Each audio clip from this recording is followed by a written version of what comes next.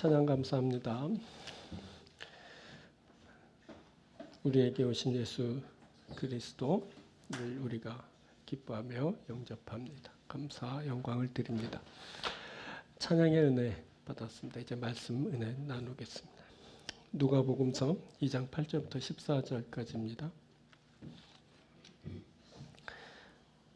누가복음서 2장 8절부터 봉독합니다.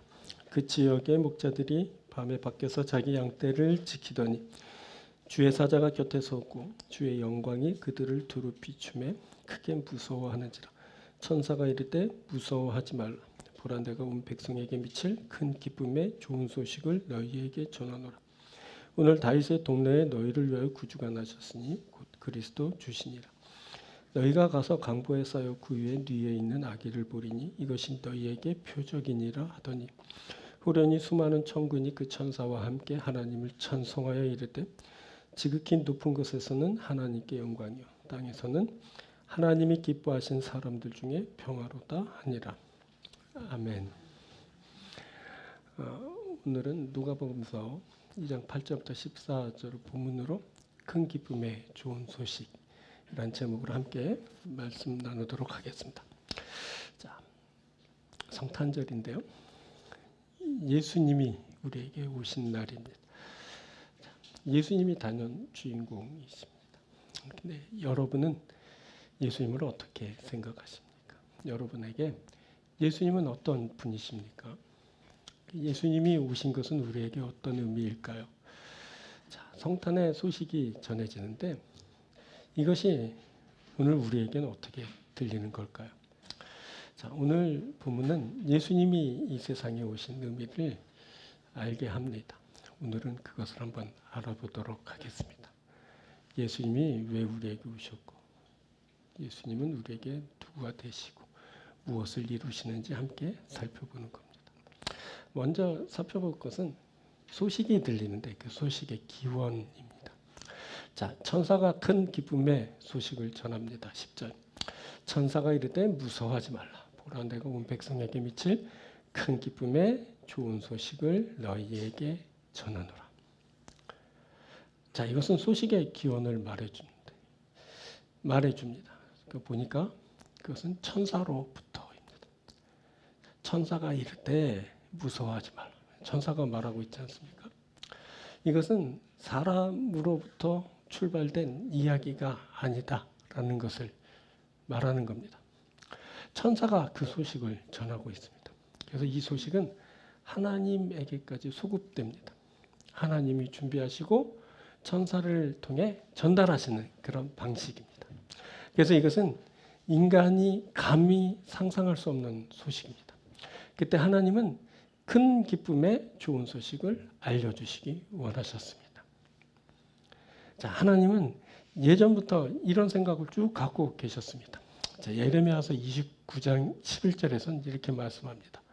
여호와의 말씀이니라. 너희를 향한 나의 생각을 내가 아나니 평안이요 재앙이 아니니라. 너희에게 미래와 희망을 주는 것이니라. 자, 야훼의 말씀인데요. 너희를 향한 나의 생각. 그것을 말씀하고 있는데 뭐냐면 평안이 재앙이 아니라라고 합니다. 그것은 너희에게 미래와 희망을 주는 것이다. 이렇게 말씀하셨습니다. 하나님은 우리에게 평안을 주시고 그리고 미래와 희망을 주시길 원하셨습니다. 자, 이것은 아주 오래전 아담 시대부터 계획하신 일입니다. 아담이 하나님의 뜻에 불순종하여 선악과를 따먹었지만 그 하나님의 뜻에 불순종한 그런 아담 그리고 그 이후의 그 사람들에게 여인의 후손을 통한 구원을 하나님께서는 약속하여 주셨습니다. 그리고 하나님은 하나님께 부르짖으며 기도하면 그 기도를 다 들으실 것이라 하셨습니다. 또 온 마음으로 구하면 하나님을 찾게 되고 만나게 될 것이다. 이렇게 했습니다. 여기서 중요한 건 뭐냐면 사람이 하나님을 구하면 만나게 될 것이라는 겁니다. 너희가 내게 부르짖으며 내게 와서 기도하면 내가 너희들의 기도를 들을 것이요. 너희가 온 마음으로 나를 구하면 나를 찾을 것이요 나를 만나니라. 찾게 되고 만나게 된다라는 말씀입니다. 그리고 이제 드디어 정점에 이르러서 이제 그 소식이 현실이 되는 일이 일어났습니다. 바로 예수 그리스도의 탄생입니다. 예수 그리스도의 탄생을 통해 찾고 만나게 되는 그런 일이 있게 된 것입니다. 이 일은 그래서 즉흥적인 사건이 아닙니다. 우연히 일어난 일도 아닙니다. 하나님이 계획하셨고 섭리하셨습니다. 그래서 그 일이 그렇게 진행되었고 이루어지게 된 것입니다. 이것이 바로 성탄의 기쁜 소식입니다. 성탄의 기쁜 소식은 하나님으로부터의 기쁜 소식입니다. 사람이 계획하고 사람이 진행하고 사람이 보여준 것이 아니라 하나님이 계획하고 진행하고 그리고 결과를 이룬 것입니다. 이것이 바로 성탄의 기쁜 소식, 하나님으로부터의 기쁜 소식인 것입니다. 하나님이 준비하시고 기다려온 그 일이 우리가 사는 세상에 마침내 이루어졌습니다. 바로 예수 그리스도의 탄생입니다. 그래서 천사가 그렇게 감격한 것입니다. 그래서 천사가 동원되어 그렇게 전달되고 있는 것입니다. 하나님의 일이라서 천사가 막 동원됩니다. 그래서 천사가 막 너무 감격하면서 기쁜 소식이다라고 하면서 전하고 있는 것입니다. 그때 천사들은 인류를 구원하는 그 엄청난 소식을 이 세상에 전했는데 보니까 목자들에게 전했습니다. 이상하죠. 왕이나 고관 대작들에게 전한 것이 아닙니다. 그 밤에 양치는 목자들에게 그 소식이 전달되었습니다. 목자들에게 이 소식이 전달되었다는 것이 이상하지 않습니까? 왜 그랬을까요? 그것은 목자들이 이 소식을 실감나게 들을 수 있기 때문입니다. 대단한 사람들은 스스로가 구원받은 백성이라 자처하면서 살고 있었습니다. 만약 그들에게 이 소식이 전해졌다면 아마 코웃음치고 말았을 겁니다.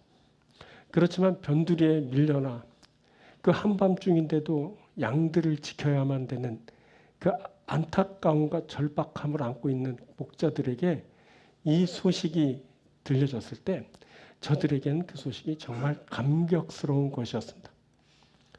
그들은 은혜가 아니면 구원받지 못하는 사람들이었습니다. 그래서 하나님은 밤에 양떼를 지키는 목자들에게 이 소식을 전하고 계시는 겁니다.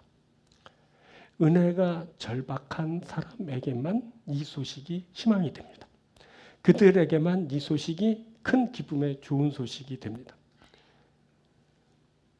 오늘 수많은 교회 그리고 여러 매체를 통해서 하나님의 아들 예수께서 탄생하셨다라는 소식이 전달되지만 그 소식을 큰 기쁨의 좋은 소식으로 받을 수 있는 사람들은 바로 은혜가 절박한 사람들입니다.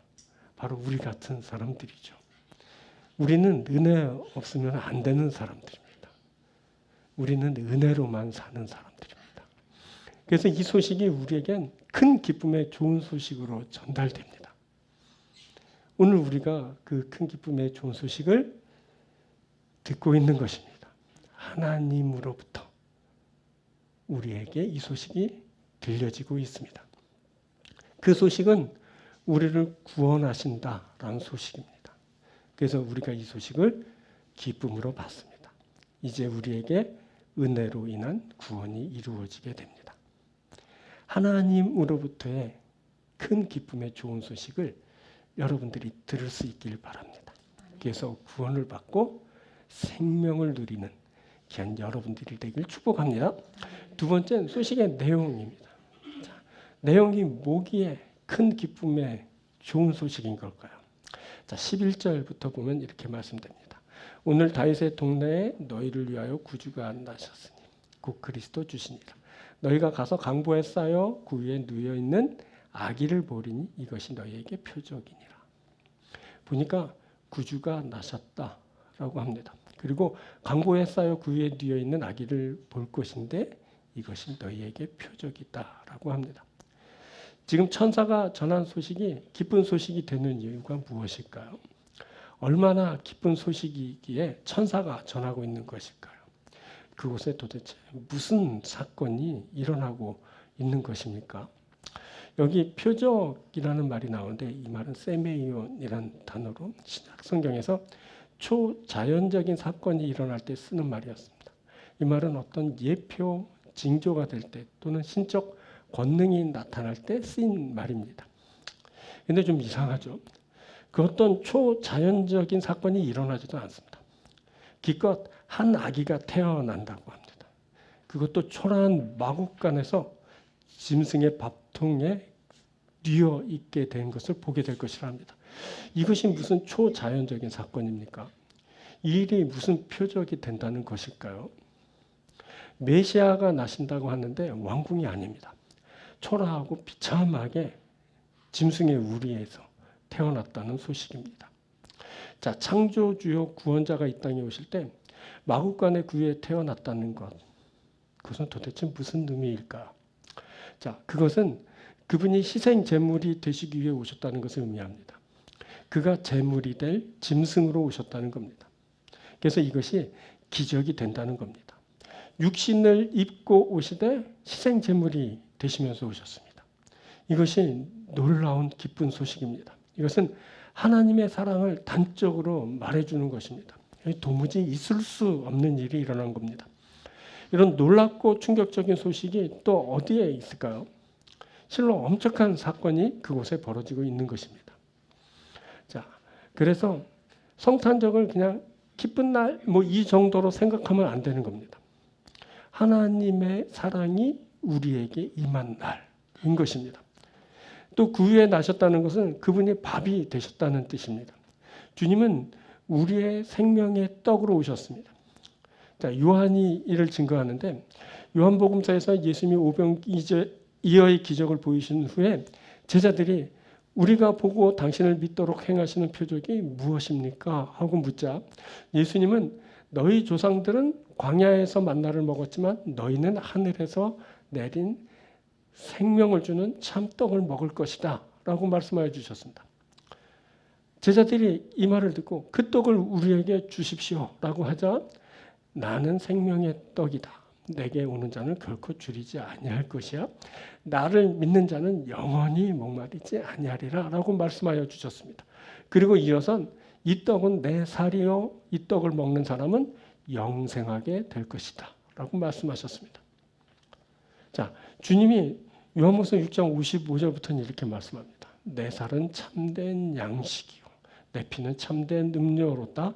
내 살을 먹고 내 피를 마시는 자는 내 안에 거하고 나도 그의 안에 거하나니 살아계신 아버지께서 나를 보내심에 내가 아버지로 말미암아 사는 것 같이 나를 먹는 그 사람도 나로 말미암아 살리라.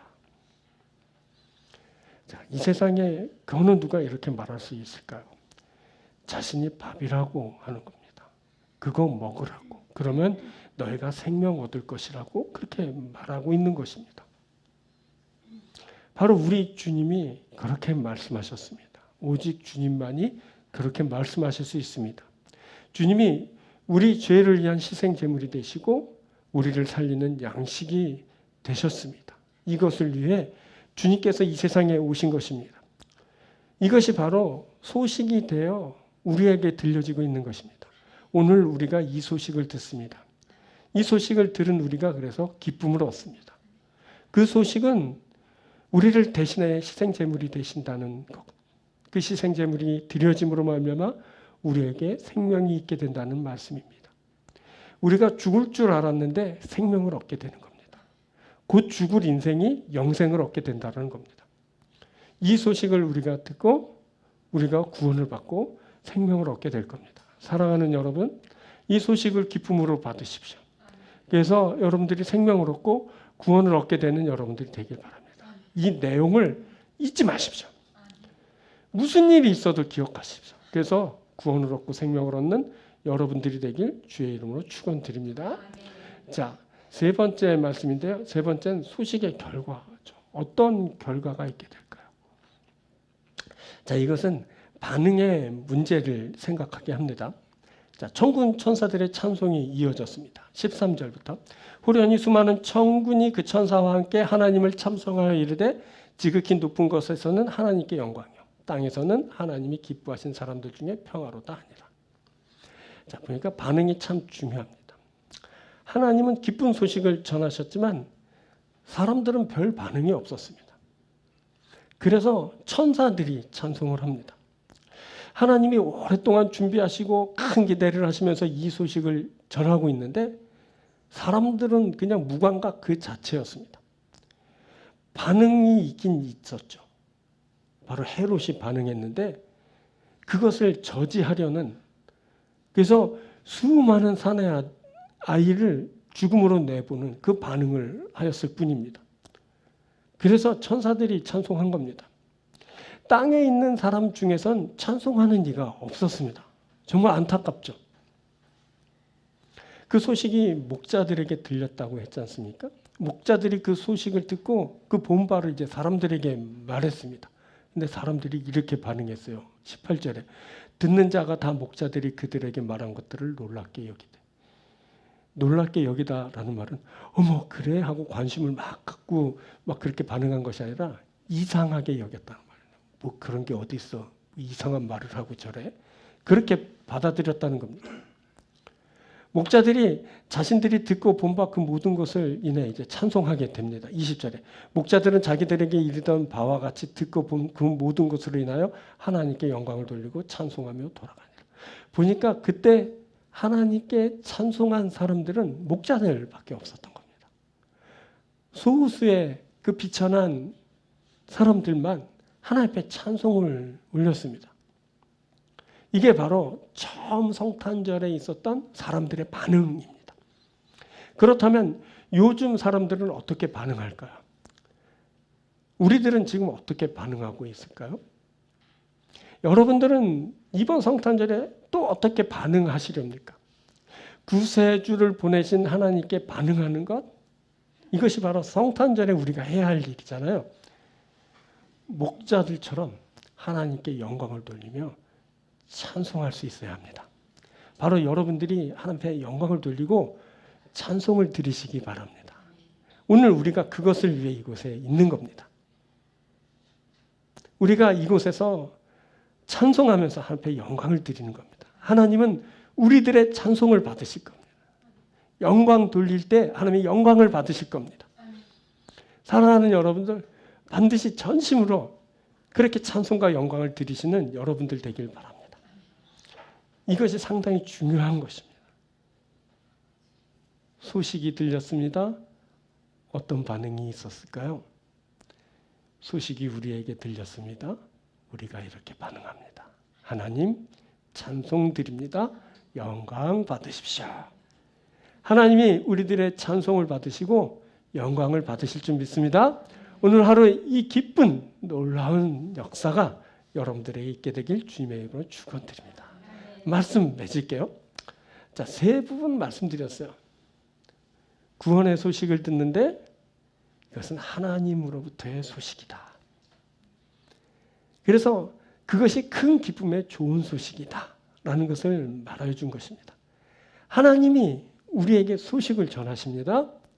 너희에게 구주가 나실 것이다. 그가 예수이다. 이 소식을 우리들이 기쁨으로 받습니다. 주님을 영접하며 우리가 하나님의 소식으로 인한 그런 놀라운 구원의 축복을 받습니다. 그리고 희생 제물로 오셨다 했습니다. 생명의 떡으로 오셨다 했습니다. 그가 희생을 드림으로 우리가 생명을 얻습니다. 이게 소식의 내용입니다. 우리가 예수님을 받아들이고 예수님으로 인해 우리가 생명을 얻습니다. 여러분들, 저와 여러분들이 영생을 얻을 것입니다.